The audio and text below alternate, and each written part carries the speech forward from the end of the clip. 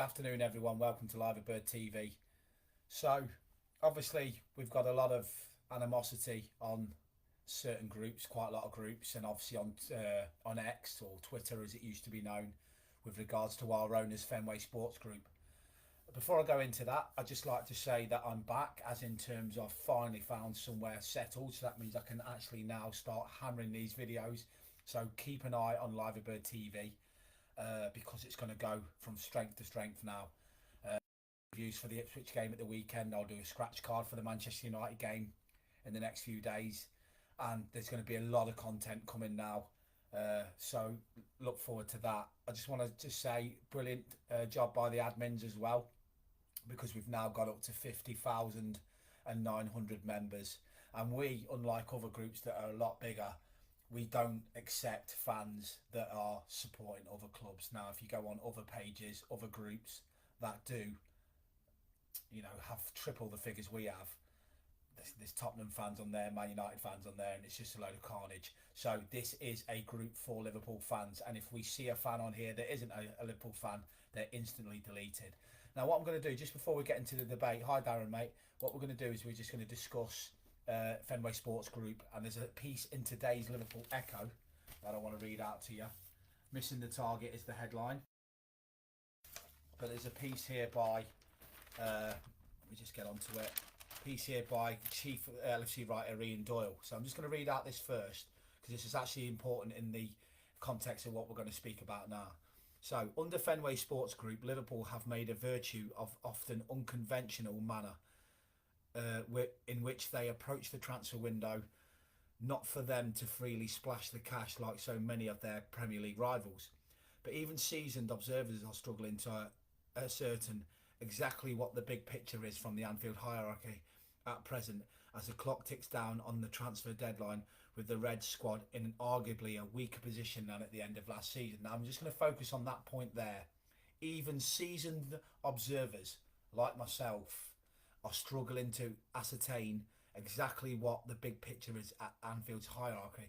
Now, I agree with that, because as everybody knows, I am always a defender of FSG in terms of what we were and what we are now, right? And I always say, for the ones that want FSG out, who's going to come in and replace them? Who is going to come in? Because look at what's happened to Chelsea since Todd Bowley's come in. Look at what happened to Everton with Mashiri, and look what happened to Man United with the Glazers. Do you want to be £1 billion in debt with Anfield being neglected and it being leaking with rainwater and piss? Then get the Glazers, because they spend more money on transfers and ridiculously put lads on £25,000 a week on 250 grand a week. Would you rather Liverpool went and bought Anthony for 90 million? It looks great on the net spend table, but he's shit, right? So Liverpool don't panic buy. They will never panic buy, and they never have panic buyed. I'm actually struggling. Like this paragraph says here, even seasoned observers are struggling to ascertain exactly what the big picture is from the Anfield hierarchy.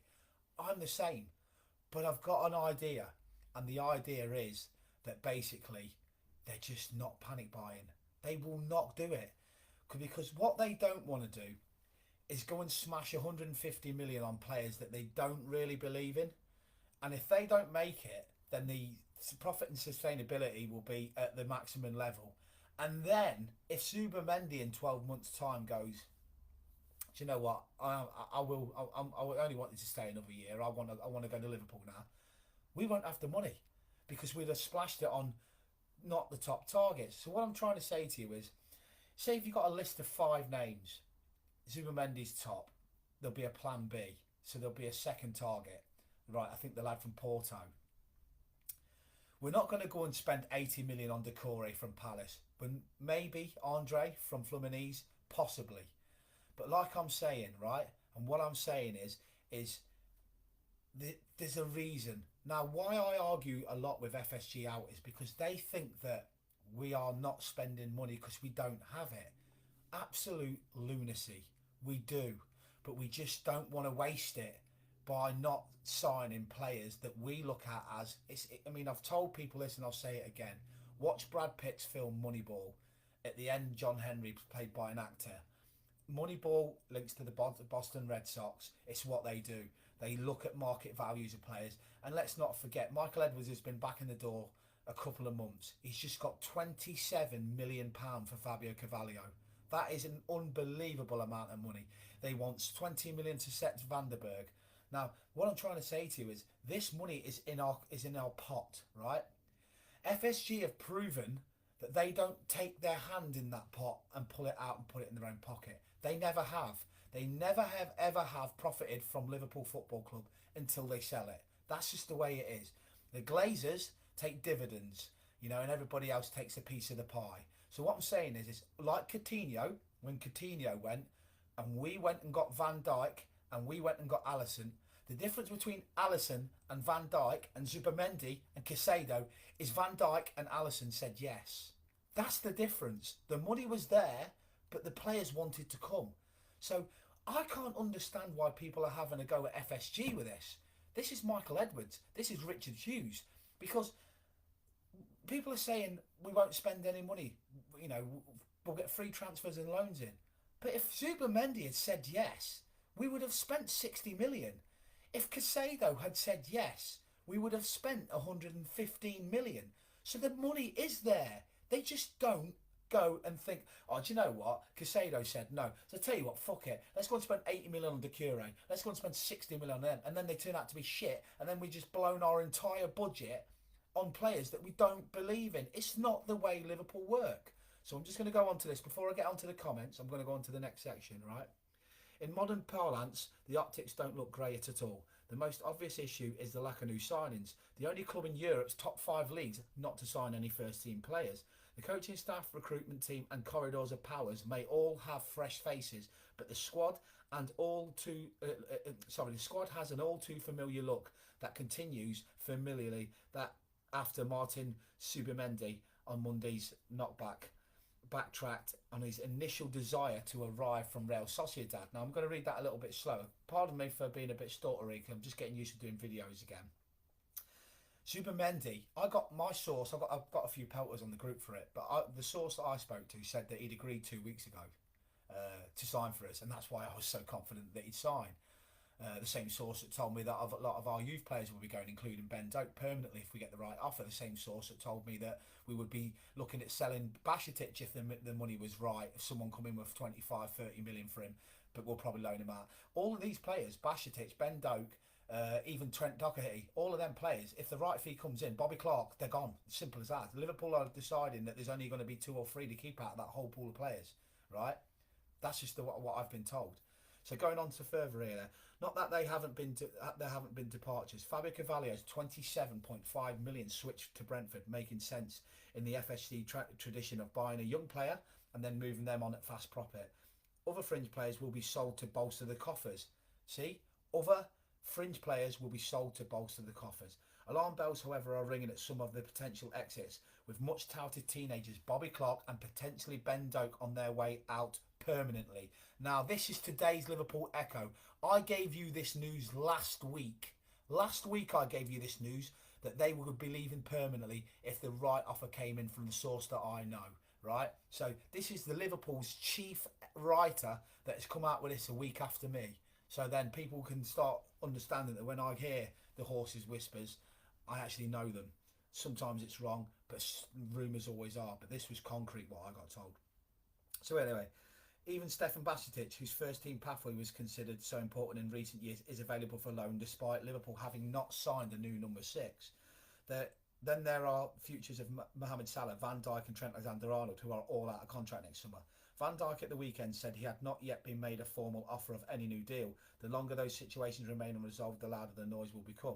Not exactly a crescendo for sporting director Richard Hughes, who has indicated it was imminent this month. So no new signings, potentially jettisons of some of our younger talent, and not appearing in a hurry to negotiate new senior deals to key players approaching a possible departure for nothing.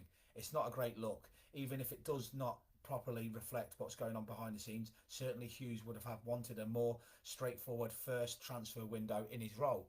The Zubimendi situation was, in fairness, unfortunate. Would having Jurgen Klopp still in charge at Liverpool have made any difference? It is a question worth asking, given much was made of the lure of having the German in the hot seat, and how that persuaded the likes of Van Dijk, Alisson and Fabinho to gravitate towards Anfield. That's not slight on new coach Arne Slot, who is barely weeks into the role and hasn't yet had a chance to build his reputation at Anfield. And there has been countless transfer targets who turned down Liverpool over the years, regardless of who was the manager and how successful the team was proving. Perhaps nobody could have changed the mind of a player who had previously resisted overtures from Bayern Munich and Arsenal, ultimately deciding at the last minute he simply couldn't leave his boyhood club. For Martin Zubimendi in 2024, Reid Steven Gerrard in 2005, Liverpool of all the clubs should have known there was a major risk that they could appear embarrassed by a late U-turn. The real worry for supporters is prompted by the context of Zubimendi, like Lenny Yoro early in the summer, was regarded as optimistic signings outside of the expected remit. That would not perturb had Liverpool been busy with incomings, but they haven't and have no immediate alternative plan to sign a number 6. So what exactly have they been intent on doing in the market? Even the failed attempt to sign Anthony Gordon was initially initiated by Newcastle United. So Newcastle United approaches for Anthony Gordon. So I'm going to go on to the comments in a minute, but there's a couple of paragraphs left. I'm nearly finished. The final 2.5 weeks of this window will be a test of nerve for both Richard Hughes and supporters. The hardcore of fans aren't daft. I love this bit. The hardcore supporters of the fans aren't daft. They have always known this would be a tricky window, given the sweeping changes of almost 9 years of Klopp. In that regard, there's something to be said for the squad continuity. And that overhaul of the hierarchy has left Liverpool understandably playing catch-up in the transfer window this summer. The concern now, though, is they may have left their business too late, or at the very least given themselves no wriggle room to react to unexpected setbacks such as Zubimendi's rejection. Slot's assertion last month that would be a surprise if there were no new arrivals is now being put to the test, but the new head coach's influence is already being felt. The decision to move on players will have come with the Dutchman's blessing, a fresh set of eyes on the squad and a shift in attributes requiring deeming some surplus to requirements. That was both inevitable and necessary. However, attempting to close the gap on Manchester City and Arsenal without any new signings will serve only to increase the pressure on Slot and his coaching staff to further improve his current squad. And it would leave the head of coach still waiting on his first statement signing of his tenure, a chance to put his own stamp on the team. Liverpool are now almost certain to enter the new Premier League season without any new signings. The vaunted partnership of FSG chief Michael Edwards and close friend Hughes off to something of a false start. Should that remain the same? On 11 p.m. on August the 30th, Slot, never mind the Reds fan base, would be justified in having some serious questions to ask. So that's in today's Echo. Thanks for being patient there with me. Today's Echo, that is. Right? So, let's get to comments. And I'll obviously respond to them as we go. So, hi Neil, John Middleton, I hope you're well. Hi Tony Gerard Croft, hi Neil. Sam Edwards, hi mate, how are you doing? Sign new two players from Man United. What you think? Don't know what. New two players signing for Man United this week. I'm not asked about Man United. Couldn't care less. They can go and sign two players that sat on the bench for Bayern Munich, including Matthias de Ligt, who was replaced by none other than Tottenham defender. What's his bloody name again? Oh my God, the one that played for England. Eric Dyer. Eric Dyer played ahead of him. So just going into this first, more comments. Darren Hurrell, panic not people. We have to back Slot and his staff like we did Klopp. Totally true. Mark Fexton, fair play, mate. You'll never walk alone. Amy Farrell, I don't think we'll sign anyone which doesn't look good for us. Tony Gerard Croft, all I get from a bloke from Liverpool is Slot as head coach and it has nothing to do with transfers, unlike Klopp being manager. Is there really a difference? Can you answer the question, please? Can you answer this, please?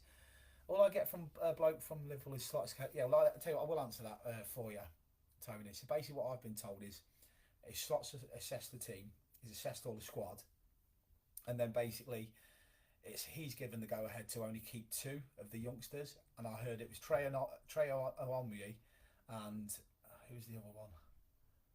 There was one more. I can't remember who the other one was, but then I got told by the person that I spoke to that I couldn't believe it when he said Ben Doak, Bashetic, Trent Doherty, Jayden Dans. All of these were a decent bit away from going, and I know that's always been the case. If the right bid comes in, they can go. But I'd get that if we were going bang, bang, bang, bang, bang in the market where we brought in 4 players. So yeah, do you know what? Fair play to the youth players. You did great last season, but we're going on to the next level.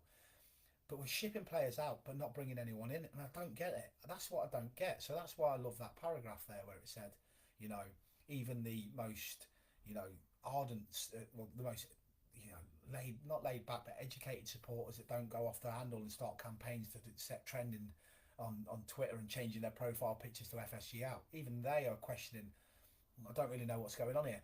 But I do know there's 2.5 weeks left, and that's all we can do now. We can just wait and see what's happening. Treo Aromi looks brilliant, but he's 17 years old. But having said that, look at the star of the Euros, the lad that plays for Spain. He's 17, so who knows? But it's just the excitement factor, isn't it? Who wants to go into a new season without a new signing?